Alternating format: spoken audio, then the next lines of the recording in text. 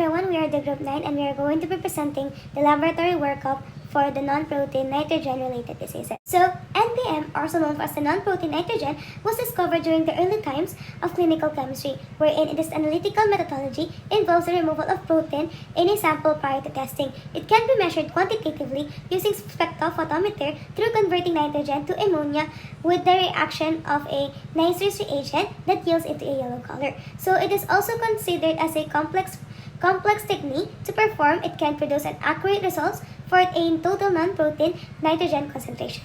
So the most abundant non-protein nitrogen compounds are urea, uric acid, amino acids, creatine, creatinine, and ammonia. So most of these substances are produced during the catabolism of nucleic acids and protein. Urea is the primary excretory byproduct of protein metabolism. It is also known as carbamide, wherein it is the main organic component of human urine and the waste product of many living things. It is created in the liver from the free ammonia and amino groups produced during the protein degradation. So the concentration of the urea in blood depends upon the relationship between the urea production and the urea excretion.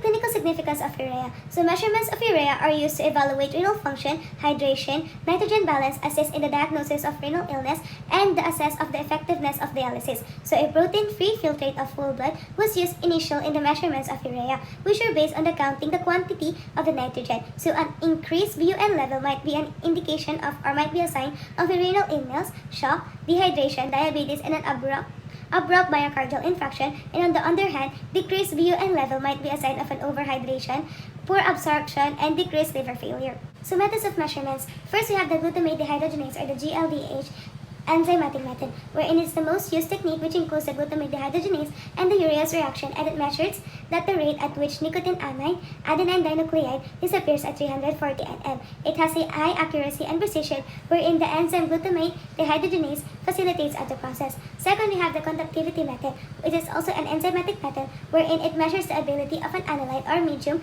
to conduct an electrical current between electrodes or reference nodes. So other techniques that involves in these methods of measurements, we have the isotope dilution mass spectrophotometry, wherein it is widely used reference method and is recognized for being extremely precise when it's used in quantitative testing with isotopical labeled compound. Reference intervals. First, for the plasma or serum, so the adult male or female should have the 10 to 20 mgtl. For the child or infant, we should have the range for about 5 to 18 mgtl. For the newborns, should be 3 to 12 mgtl. And for the urine over 24 hours, the adult should have 12 to 20 G over D or 0.45 to 0.71 mole urea per D. So for the conversion factor, it should be 0.357 mole per D. For this slide, we have uric acid. When purine nucleic acids are broken down, uric acid is produced. Uric acid is absorbed by the body and utilized in the proximal tubules despite being filtered by the glomerulus and excreted by the distal tubules into the urine. Painful inflammation may arise when uric acid accumulates in the joints and other tissues due to its insoluble property in plasma. For the next one, we have clinical applications and significance. Uric acid is tested to confirm the diagnosis of gout and to monitor the therapy of the condition, to avoid uric acid nephropathy following chemotherapeutic treatment, to evaluate genetic diseases of urine metabolism, to associate kidney diseases, and to aid in the detection of renal calculi. For the methods of measurement, it has two types naman, chemical methods tsaka enzymatic. For chemical method, we have Caraway method. Caraway method is derived from oxidized uric acid in a protein-free filtrate facilitated by a tungsten blue in alkaline solution, which is a product of reduced phosphotungstic acid. For enzymatic method naman, we have uricase method. Uricase is an enzyme responsible for converting uric acid to allantoin via oxidation reaction. This technique measures the difference between how much uric acid and allantoin are absorbed at a wavelength of 293 nanometer. Absorbance changes before and after uricase incubation are directly proportional to uric acid concentration. Next one, we have coupled enzymatic method. So when uric acid is converted into allantoin, hydrogen peroxide is formed, which may be measured using a coupled enzymatic method.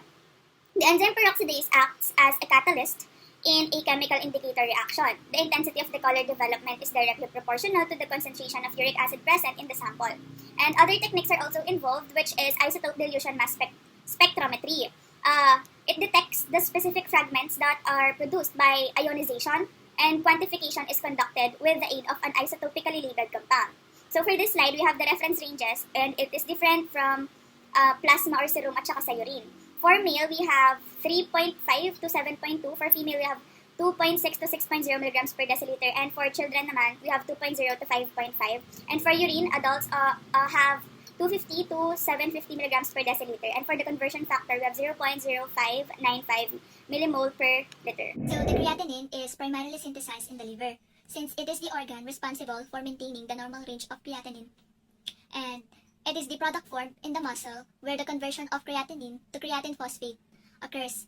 Hence, it is a high energy source.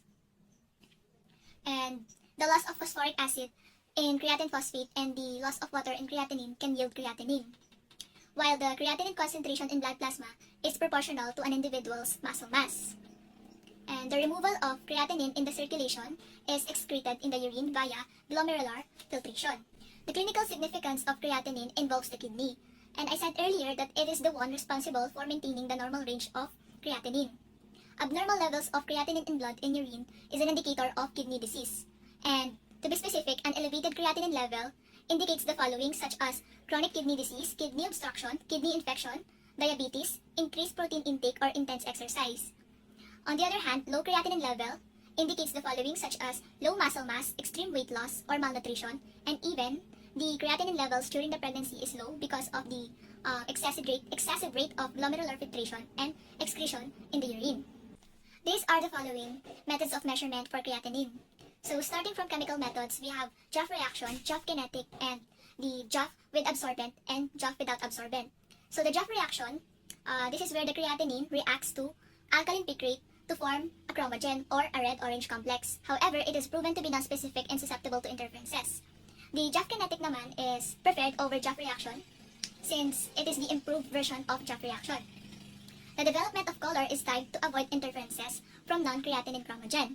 However, positive bias can be observed here because of the presence of alpha-keto acids and cephalosphorines. The absorbent used here promotes the specificity of this method. Lastly, in chemical methods, we have Joule without absorbent.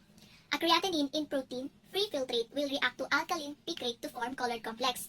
It is also similar to the Joule reaction since it is also positive bias due to the following interferences such as vitamin C, glucose, glutathione, alpha-keto acids, uric acid, cephalosphorines. Aside from chemical method, we also have enzymatic method, which is the isotope dilution mass spectrometry, which is a quantitative method that follows ionization using isotopically labeled compounds. And it can detect characteristics or distinctive fragments. Last but not the least, we have the reference range and conversion factor. So these are the basis for the measurement of creatinine. Ammonia. Ammonia is a product of amino acid deamination during protein metabolism. It is eliminated from the bloodstream to be converted to urea in the liver. Free ammonia is considered toxic but can be found in low concentrations in plasma. Ammonia may exist in two forms, the ionized and the unionized form. Ammonia takes the ionized form in lower pH, whereas a higher pH causes the ammonia to be in its unionized form. The concentration of ammonia in blood provides an important information in certain clinical conditions, such as Reye's syndrome, hepatic failure, and hereditary deficiencies involving urea cycle enzymes. Reye's syndrome is an acute metabolic disorder in the liver which commonly occurs in children. The most frequent cause of an abnormal ammonia metabolism is severe liver disease. The methods of measurement of ammonia. First one is ion selective electrode or ISE. It is a rapid, accurate, and precise quantitative screening method of measuring ammonia. The next is the glutamate dehydrogenase. It is an enzymatic method. It is considered as the most commonly used method with automated instruments due to its high accuracy and precision. In this method, the ammonia reacts with 2-oxaloglutarate and NADPH to produce glutamate water and NADP, or the reduced form of NADPH. The reaction is catalyzed by the enzyme glutamate dehydrogenase. Reference intervals. For healthy adults, the normal ammonia level should be 19 to 60 milligrams per deciliter. For children, it must be 68 to 136 milligrams per deciliter. Conversion factor is 0.585. Lastly, we have the amino acids. Amino acids are the building blocks of proteins. They are being filtered by the glomerular membranes but are typically reabsorbed in the renal tubules by a saturable transport mechanism. An increased level of particular amino acid may show that there is a problem with the body's ability to break down or metabolize a particular amino acid. It is a useful marker in detecting amino acid metabolic disorders in newborns. For the methods of measurement, first we have the thin layer chromatography. It is a qualitative test. The mixture components are separated between a fixed stationary phase and a liquid mobile phase by differential affinities between the two phases. We can also use one-dimensional thin layer chromatography or two-dimensional thin layer chromatography.